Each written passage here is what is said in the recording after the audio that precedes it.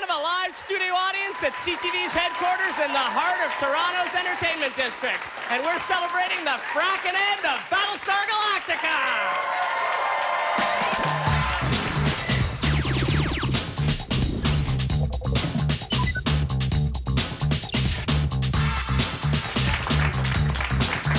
Welcome to Space's Fandom Forum, Battlestar Galactica Live. I'm your host, Teddy Wilson, and like all of you at home, we've just watched TV history in the making. To mark the occasion, we've got a studio full of very excited BSG fans. Hello, everyone. Thank you for coming. We're also going to be joined by our panelists from some of the former forums that we've done. And we've got some special messages from the BSG cast and crew themselves. And of course, we've got you at home. So think of this as your hour to kind of decompress, celebrate, and dissect the series that set a new high water mark for TV drama. But before we dive in, I want to introduce my colleagues from the circuit. Mr. AJ Fry, give him a hand. Hello, AJ. AJ's in the audience taking some questions and comments. AJ, we'll dive in fully later, but right off the top, what was your initial thought about the finale? I thought it was a great conclusion to the series, although I just think, you know, considering how Hera runs off all the time, they could have just put a tracking device on her or something. She's always running. She's always running away. Yeah. Just throw something on there. Keep her in check. Like one of those humane leash things. Yeah, you know, you think they would have thought of something. But... Absolutely. All right, and we're also streaming live tonight at spacecast.com. There's also a live chat going on, so feel free to dive right in. The whole web spin for us is the circuit's Paul Stachniak. Hey, Paul. Hey, Teddy. How you doing? I'm good, man. Now, it's no secret that you're tough to please when it comes to Battlestar. You and I have debated the series a fair bit over its run. Were you satisfied with the ending? I don't understand why Kara Thrace is suddenly Gandalf the White. You know what I mean? She's Kara's Gandalf. Yeah, I think everyone kind of agrees with me. She comes in, she kind of comes out. I think Ron Moore has some splaining to do. Some splaining. Splaining. You, my friend, have just set the blogosphere alight with your Gandalf theory. The one blog is going nuts. Get in the live chat at spacecast.com and tell Paul what you think. Now, our own Natasha Eloy actually spooled up her FTL drive. She jumped out to Vancouver. She's hanging out with the BSG fan club, the 13th Colony. Nat, how's it going on the West Coast? Oh my God, Teddy, you don't know how it's going out here. It's crazy. Can you hear these fans? We are here live at La Fontana Cafe with one of Canada's largest Battlestar Galactica fan groups, known as the 13th Colony. And as you can hear right here, they love the ending of the series. So they're sending it out in complete sci-fi Battlestar Galactica style. Party. Complete with costumes. Look, we've got Madam President. We got Raider jockeys. A number 6, I think. Oh, I think that's Starbuck. And of course, over here, what's a party without a spread? We've got Mandela burgers, Raider buns. I think these are edible mini meats. And hey, what's a party without some ambrosia? So we'll send it back to Teddy in Toronto. But believe it or not, we also have a hybrid, which we'll check in with later. Back to you, Teddy. All right, thanks. That easy on the ambrosia, and I love the whole Starbuck tattoo. Nice attention to detail. We're going to be checking in with Nat throughout the hour, but I got to say, Natasha's not the only one surrounded by hardcore BSG fans. I bet some of you have seen maybe an episode or two. Is that right? Maybe a couple more. Maybe a couple more. Okay, cool. Well, after the break, we'll be joined by our panelists. But first, Mary McDonnell, a.k.a. Rosalind, she shared with us some of her thoughts about the outcome of her character's arc on the show. Have a look. My hope always as an actress was that I would live all the way through to the end, which, yay.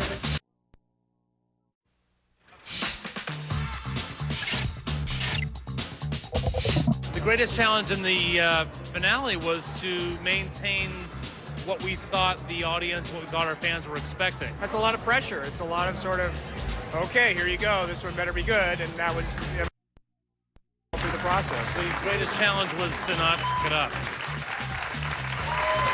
I think he actually meant to say frack it up there, but we forgive you, David, and thank God for censor beeps. Welcome back to Space's Fandom Forum, Battlestar Galactica Live. Joining us to celebrate the frackin' end, a few of our returning panelists from past forums. We've got graduate candidate in history at the U of T, Stuart Parker. Good evening. Bringing some academic chops, comedian Elvira Kurt. Hello. Host of CTV's Canada AM, the one and only Seamus O'Reagan. And from Dose.ca, Kat Angus. Hi. Now, I know all of you guys, and I know you're chomping at the bit to dive in and dissect the finale, but before we do, let's have a quick peek at some of the highlights from this episode. Roll it. Still not too late to flush them all out the airlock. Action stations. Perfection.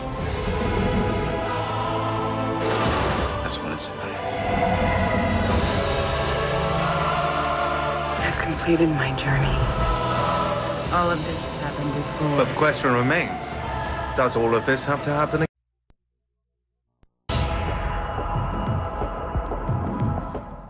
All right, so they definitely packed a lot into those 2 hours. But let's open it up. I mean, what did the panel love and maybe not love about the finale? Elvira, let's start with you.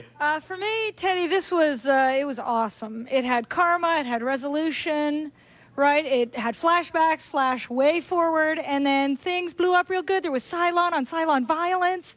It was awesome. There was some Cylon on awesome. Silent Violence. Yeah, How about those old Centurions? Did you guys like those? Yeah. Nice little guest cameo and some toaster on toaster fighting. Stuart, you always have interesting theories. You always go deep. What did you think? They managed to resolve it in ways that I kind of hoped for, but as inelegantly as humanly possible. It was, is there a way we can sort of meet these criteria, but do it in a really sort of clumsy fashion? That was kind of my sense. So there was just the number of things. You go back, you look at the prophecies, you look at that weird thing with the opera house.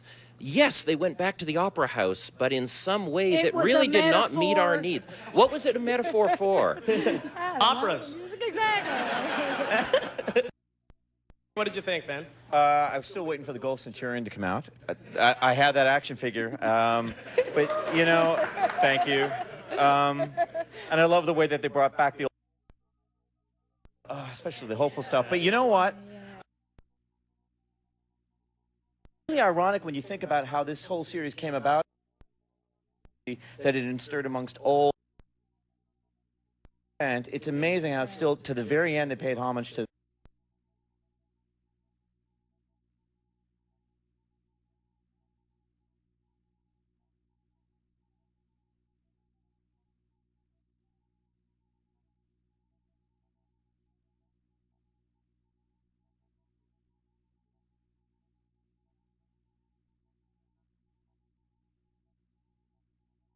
End of line.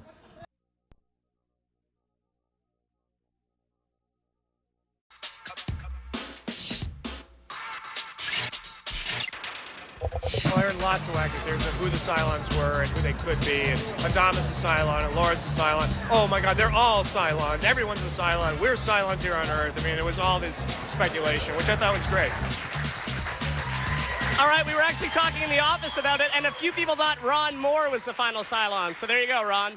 Welcome back to Space's Fandom Forum, Battlestar Galactica Live. Now, it's true, everyone's had their theories about where the show was going. It's exactly what we've talked about on previous forums, but admittedly, we did not always hit our mark. Have a look.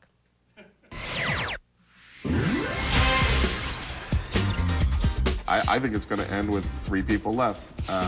Nicholas, Hera, and Starbuck. I almost think that Starbuck's role will be minimized as the series goes on toward the end. Athena's really going to sacrifice herself, whether voluntarily or not, to save her child and the future for everyone.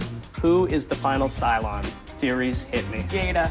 It's totally Gaeta. Baltar. I think it's Baltar. I don't know, maybe somebody like Zarek. Brosnan or Adama definitely will not be. It's just that in order for my theory to fly, it has to be one of the 2 Adamas. I do love that every time we see Edward James Olmos, he's always in character. I think he lives in character. He's just so cool. I could watch him put together a chair. I have no idea where the chair comment came from. I think I was hanging out at IKEA or something earlier in the day. Now, this isn't Baltar's trial. I don't want to put anybody on the defensive, but anybody care to account for what they just said? I mean, I said Starbuck's role was going to be minimized.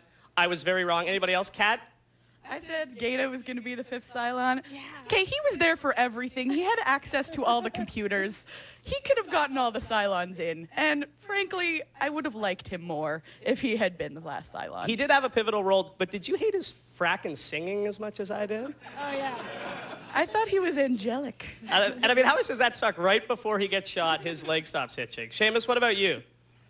I'm just so happy that I wasn't quoted. Wow. Like, that's so amazingly journalistic, I guess, and human, maybe. You know, I don't know I don't know what to think, actually, about.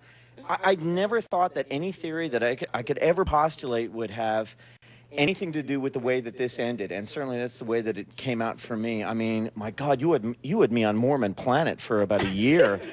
Like, I was shocked. Yeah. Can we go to your theory? Oh, yeah, well, you see, I'm so phenomenally arrogant, I actually think my theory's better than what happened, so, Academia! This is what they teach in graduate school. I encourage everybody to obtain a graduate degree so they can say that with sincerity on one of these panels. You pointed out that the first planet, obviously, which wasn't Earth, was never descripted, and in any way physically, and boy, you were right. Yeah, but although that no Donnie Marie the... or no nothing, but anyway, yeah. Yeah, it is kind of hard to rescue some of the other stuff. Like if it had been a proper Mormon planet, then it wouldn't have been Tanzania. They would have had to land in Missouri because that's where the Garden of Eden is located. And that would have been weird visuals, but right? There were angels, right? The Mormons had the angel Moroni. Yeah, oh yeah, and the Emphasis angels can teleport their ships as well as themselves, which is an important Now you're confusing it with Scientology. And No, there's very clear texts on them being able to transport snowmobiles and play through poker space. and drink well. Yeah. And have major tats on both arms. Okay, well, there we fall down. Elvira, what about your theories? I didn't recall my little theory there. Well but played. I never would have suspected Gaeta. I was dying through that whole sequence there. And the whole, the Sharon Boomer, was she an 8?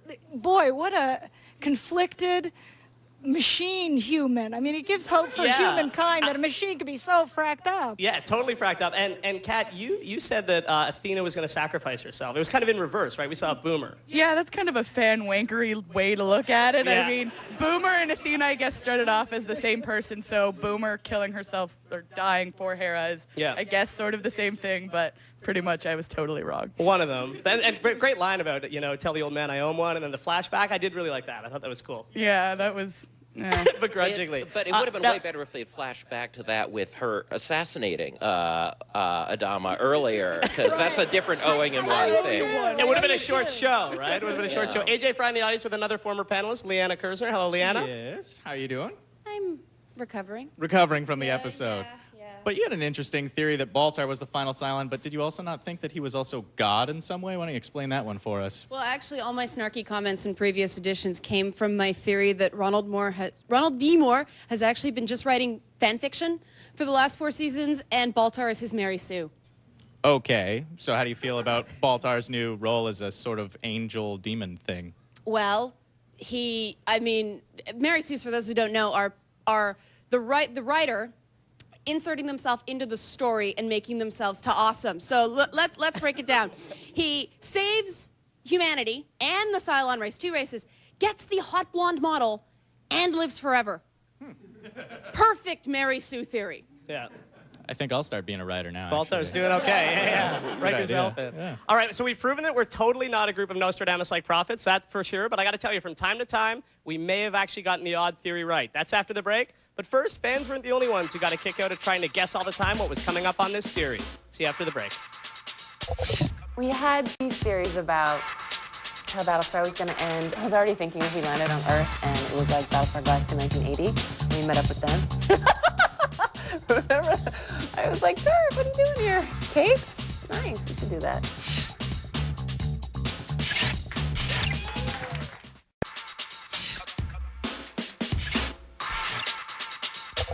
We wouldn't sort of throw in things to deliberately throw them off the path, but every once in a while we would do something that we knew would piss off a certain subset of fans who hated Kara and Lee, and let's do this thing because this will really make them crazy, kind of stuff. Every once in a while we would sort of, poke the bear. Now, I've got to say, it was kind of weirdly nice to hear Ron Moore himself saying that he liked to frack with our minds. Mission accomplished, Ron. Thank you very much. Welcome back to Space's Fandom Forum, Battlestar Galactica Live. Now, before the break, we hung our heads in collective shame. We replayed you some of our worst predictions that did not come true, but we're not as dumb as we look, or at least our panelists aren't. Some of our theories turned out to be dead on.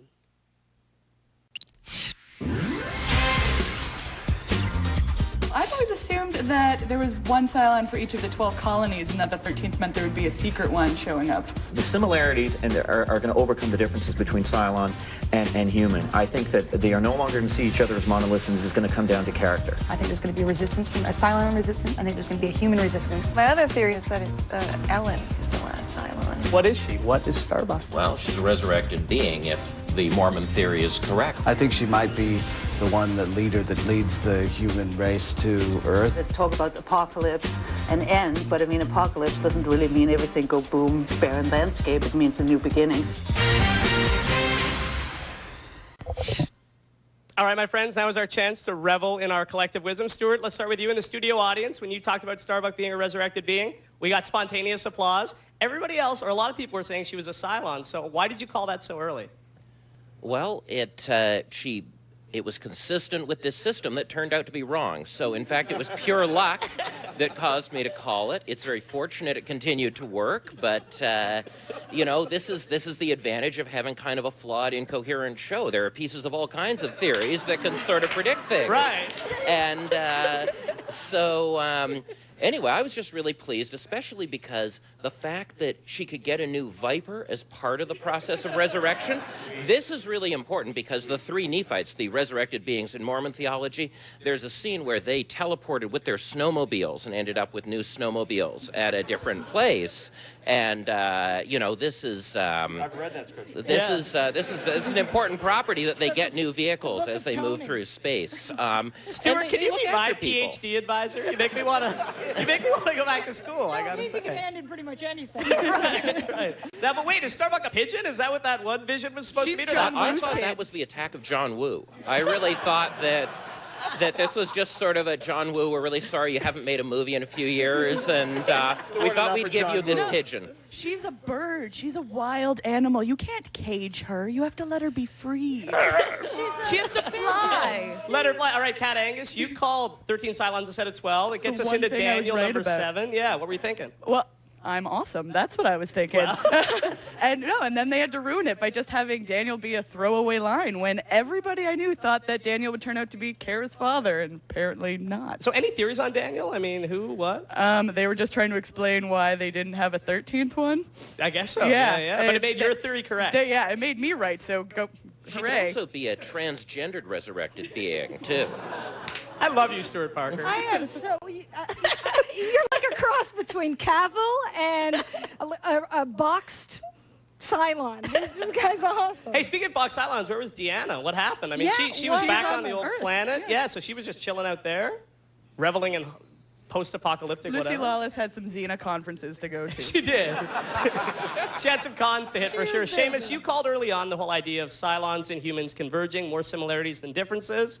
What do you think with the ending in that regard? First of all, Teddy, I'm just so happy that you were able to get a quote of me being consistent. I think, you know, that's, you know, important for a journalist.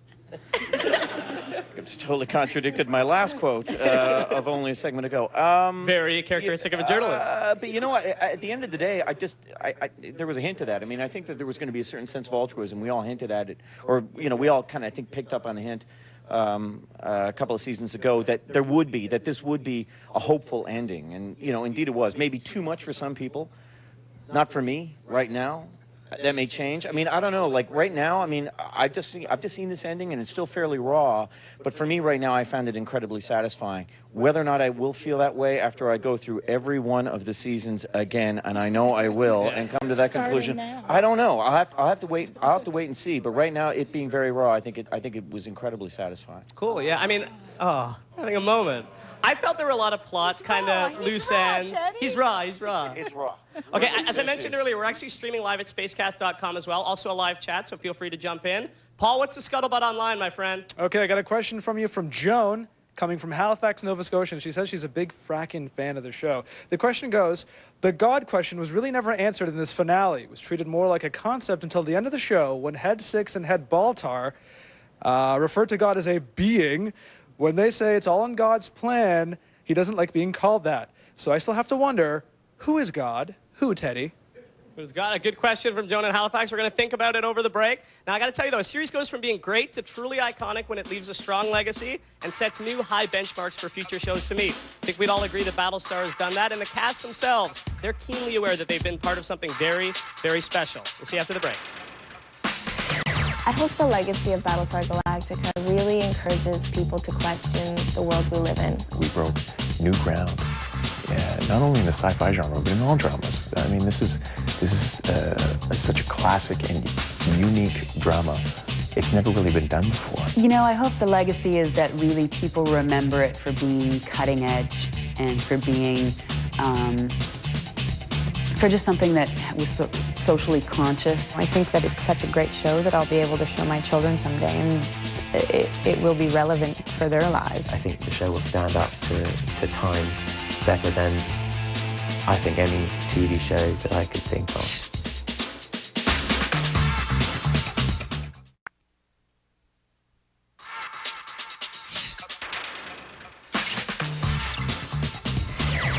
Commercialism, decadence, technology run amok.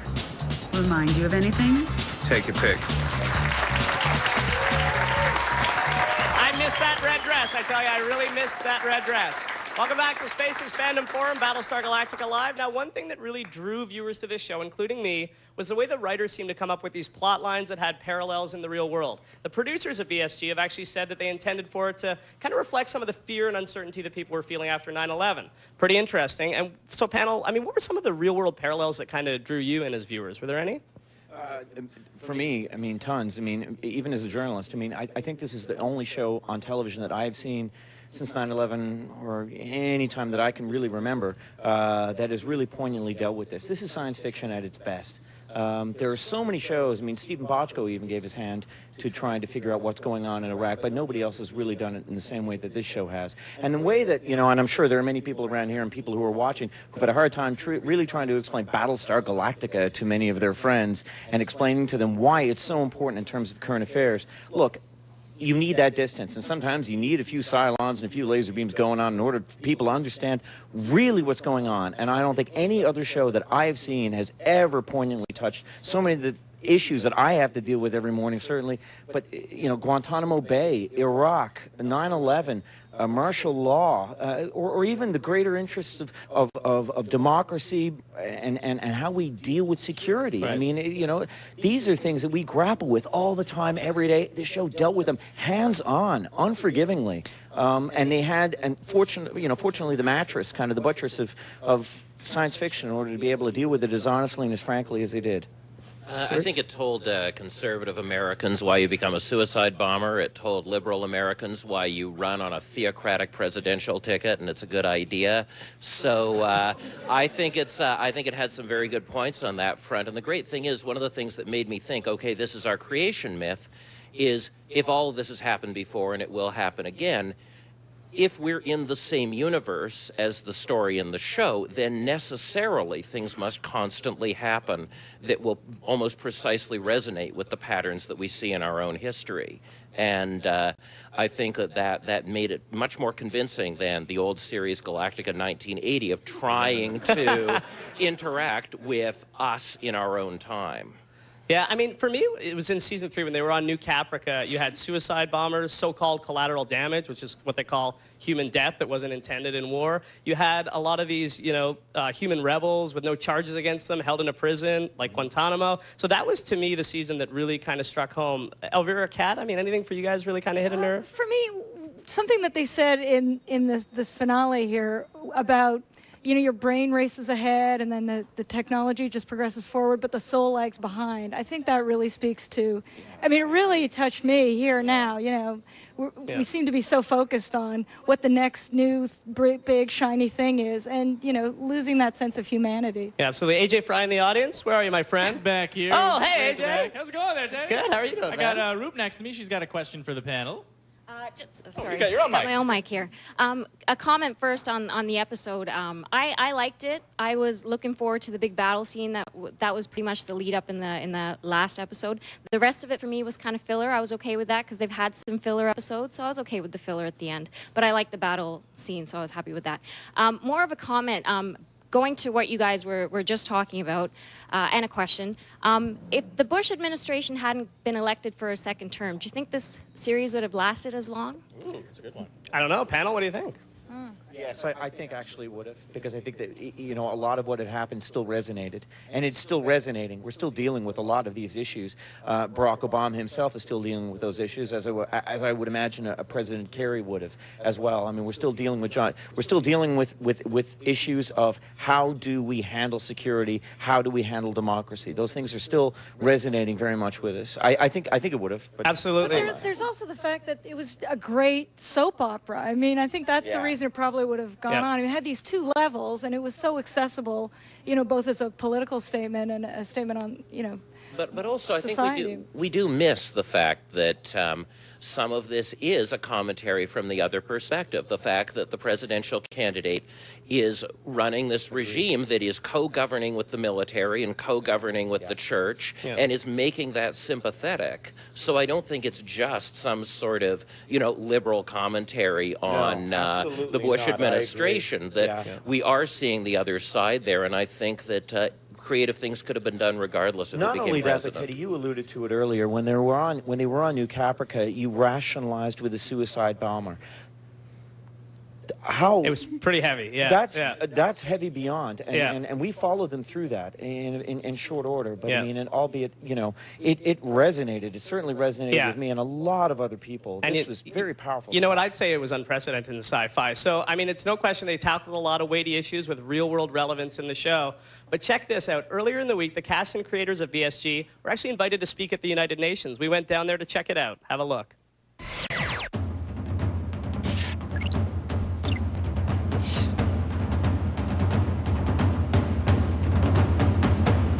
I don't know if they've ever done this kind of thing before. I don't think Gilligan's Island came to talk to the UN, so I thought they were crazy. I had no idea why the United Nations wouldn't have anything better to do than to talk about a TV show, but when I got here, it became very clear that they were equating certain world events like children in combat, terrorism, torture, with some of the themes expressed or explored in the show, and in that respect, it started to make sense. I can honestly just say one thing about this, which is unbelievable that we're all here doing this in this manner, and it makes so much sense. It's amazing. To me, this is probably one of the most important things that we've done with the show. I think that the show tried very hard over the course of its run not to sort of say, guess what, here's the answer to these problems. Here's how we're going to solve torture. Here's how we're going to solve this kind of ticking bomb scenario. It was essentially to say, think about this scenario. I don't think I ever expected that Battlestar Galactica would be something discussed in the halls of the United Nations. So the whole thing was a surprise and an honor, and it was just, you know, a great moment in my life, certainly. Yeah, similar. Very, very shocked and kind of tickled.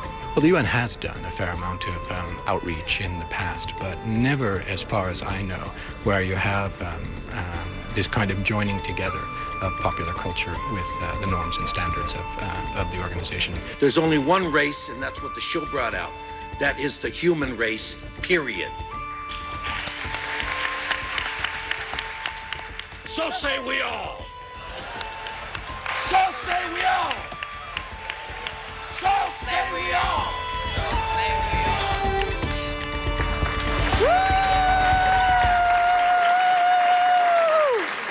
Go Adama, that was pretty cool to hear him saying, so say we all at the UN. Now, we did a fact check, and it's true. Gilligan's Island, never invited to the United Nations. So, you heard it here. Getting back to Adama, Edward James Olmos told us what he thought was missing from the finale. And the ending shot. And they were afraid to. But I thought we started off with that mentality, and we should have ended with the Twin Towers in the background as they're walking away. It would have marked it in a much more prolific way for me. That's the only difference.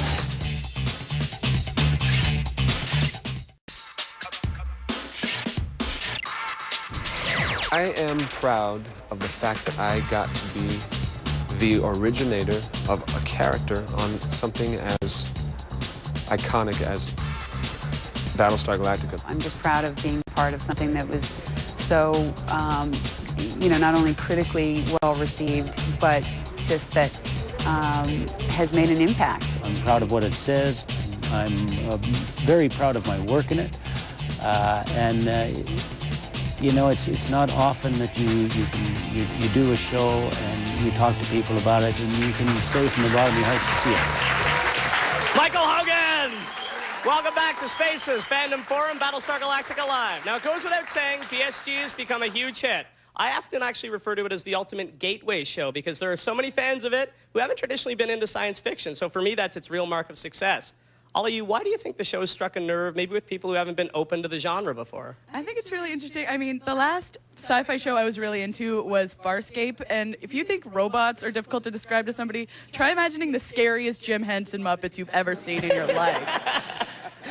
So the fact that this show not only took robots but made it have real-world resonance is incredibly impressive. What about the rest of you? Do you have any friends who haven't been into sci-fi who really like this show? Well, I always talk about how, it's amazing in really good science fiction how current affairs is reflected in it, and certainly was the case here. I mean, the fact that in the last segment we just saw Colonel Adama appearing before the United Nations, unfortunately, accepting the fact that he owed a lot to AIG, and he really wished that he hadn't accepted those commissions. I mean, that just goes to show.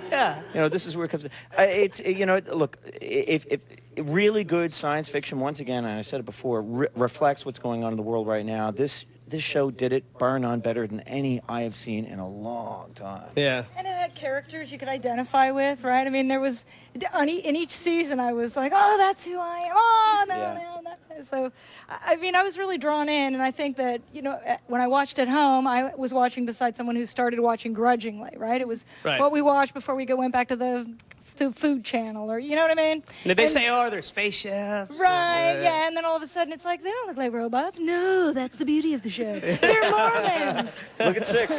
And it wasn't just issues, but it was also iconic moments. And I look back at Rosalind when she was sworn in. I mean, my goodness, you look back at Johnson when he was sworn in on Air Force One. It's absolutely the same thing. You're the oldest one here. So old. Johnson would have absolutely loved BSG. When I heard all those BSG music moments, man, I was just like, oh, goodness. Yeah, you're with me. You're with me. Yeah, thank you. Born in 75, right? We'll talk. All right, so BSG has been called the best show on TV, not just by a ton of sci-fi publications, but also by Time, Rolling Stone, Newsweek. The cast and creators are very grateful for all the great press, but they're also really grateful to the legions of Canadian fans. Have a look.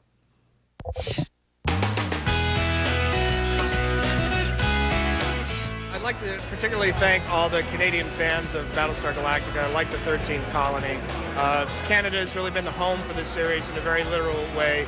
Our production was based in Vancouver. We had a Canadian crew, a lot of Canadian actors, and I can honestly say that they were the finest crew that I ever worked with. Oh my God, Canada, oh Canada. Thank you all for being so absolutely remarkable, not only as hosts to the creation of this show, but as really smart, really sophisticated fans. Because of you that we've had a successful television show. We shot it entirely in Canada. You should be very proud of the Canadian crew. And I love you guys dearly. Thank you so much. We love you too, man. We love you too. Natasha Eloy is standing by live in Vancouver, where the series was filmed. Not after last time, I'm almost afraid to see what you've got. How you doing? Oh, Teddy, you wait till I get back to Toronto. But the fans here are really appreciative of those words that came from Edward, Mary, and Ron. And I'm actually joined right now by some of the fans dressed as their favorite characters, and we're going to hear their thoughts on why have you been coming here for the past 12 weeks religiously? I can't think of a better way to spend my Friday night, Great location, amazing people, and the best show on television. I totally agree. And yourself, you're from Vancouver. What do you think of it being filmed here? Well, I mean, how crazy is it to, go on TV? That's my city, and it's in space, apparently. It's across the galaxy. That's nuts. It's filled with robots. Sweet. Awesome. And check out his number 6. Pretty hot, eh? And you guys, what would you say right now to Ron and the cast if you could?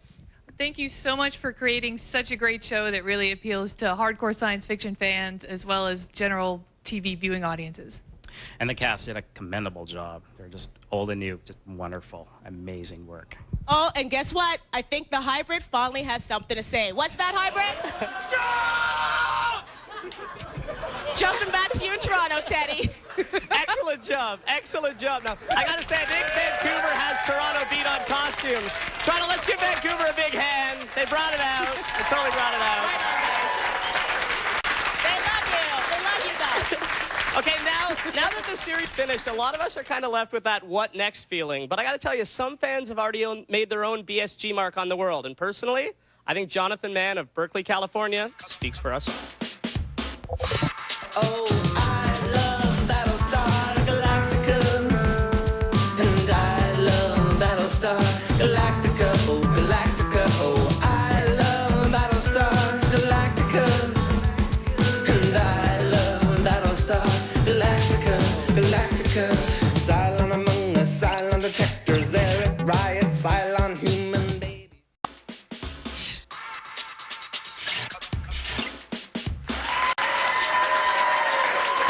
back to Space's Fandom Forum, Battlestar Galactica Live. Now, BSG certainly raised the bar for sci-fi, and as fans, we were all the beneficiaries of the great writing and awesome characters. But fear not, my friends, because there will be life after BSG.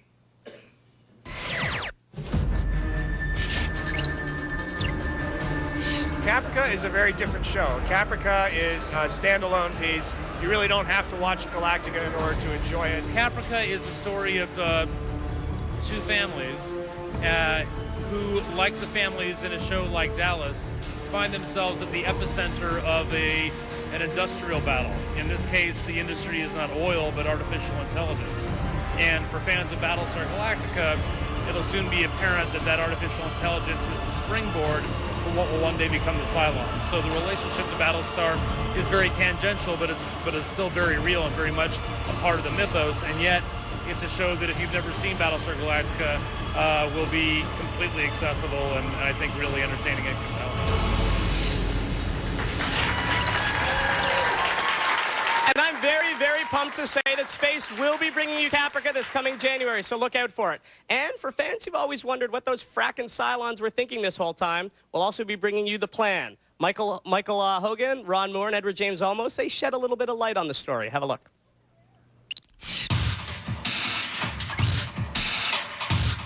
Every week, the opening credits, they have a plan talking about the Cylons, and this movie is called The Plan. It is essentially a companion piece to Galactica. It does not take place after the finale. It actually it takes place during the first 2 seasons of the show, and it's looking at the stories that we've told from the Cylon perspective. Dean Stockwell plays a major part in it, and he is absolutely phenomenal in it. And it was directed by Edward James Olmos. It goes exactly in time with what the show was doing. So when you see The Plan, you're going to remember by the scenes that we interject in there what was happening on the other side. When you remember going through the experience on the other end, now you're going to ride the whole experience on the side of the Cylons. It's fantastic. You wait.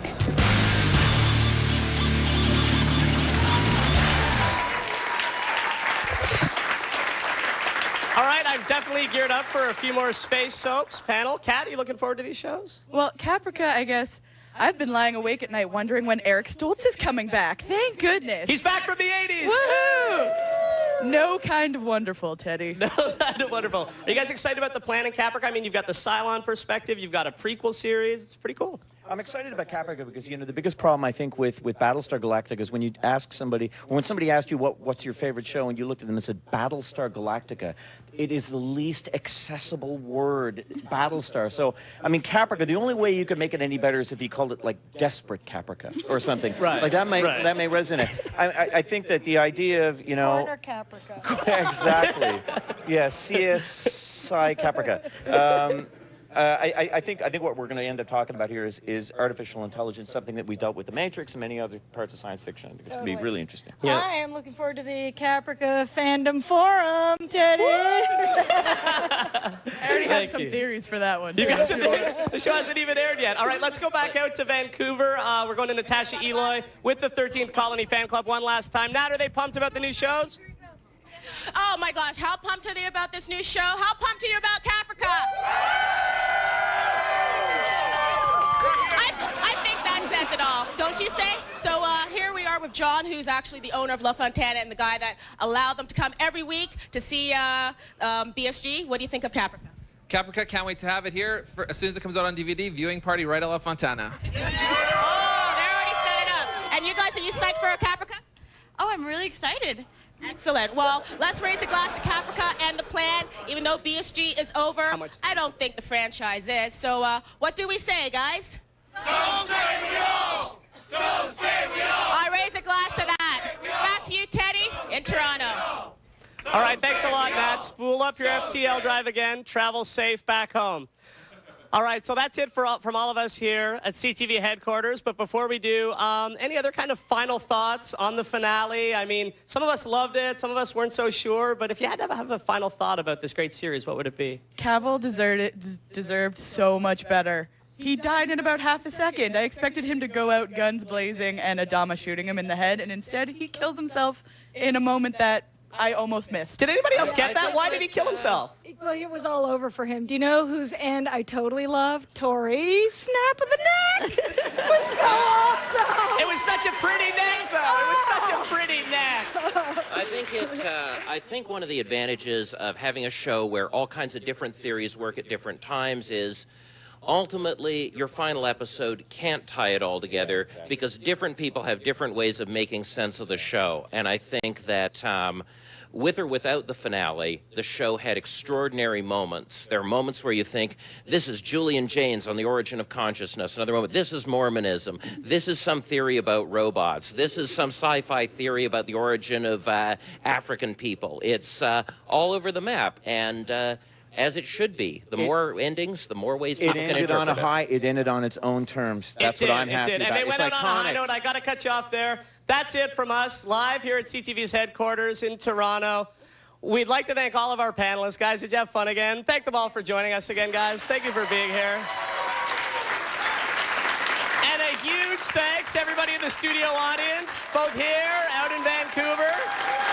And, of course, a big, big thanks to everybody at home for tuning in.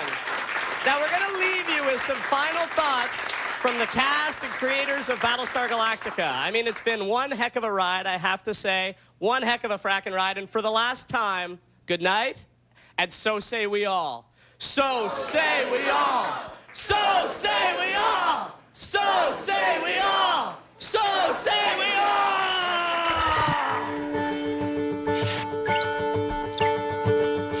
Thank you so much to the Canadian fans of Battlestar Galactica. It not only served as a home for us production-wise, but it was one of the homes for us as a fan base, and we're greatly indebted to you all. Thanks again.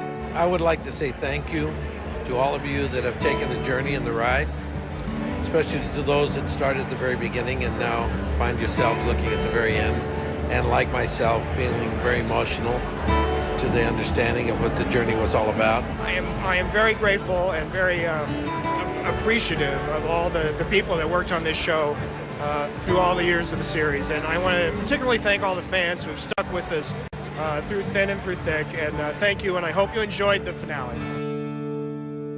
I love Battlestar Galactica, and I love Battlestar Galactica, Galactica, looking for Earth beneath Caprica, Cylon Bull totally sucks, Cheryl Union organizer, Colonel Ty loses a night, Book of Pythia, Tomb of Athena, Rosalind Cancer, Rosalind leaders. I love Battlestar Galactica, and I love Battlestar Galactica, Galactica, oh, I love Battlestar Galactica, and I love Battlestar